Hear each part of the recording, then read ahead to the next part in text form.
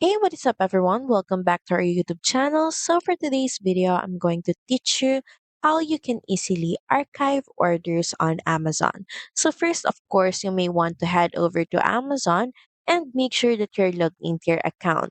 Next, hover your mouse on account and lists, then click on order. You will then be redirected to your orders page, and all you have to do is navigate on the specific order that you want to archive, and just beside it you should be able to see the archive order option. Just click on it. A new window will then pop up. And just a reminder that you can only archive up to 555 orders. Then once you've decided to archive the specific order, just click on the archive button. So that's pretty much it. Thank you very much for watching this video. I hope that you find this video helpful. And if you do, please don't forget to like, share, and subscribe to the channel. And I will see you again on the next one. Bye!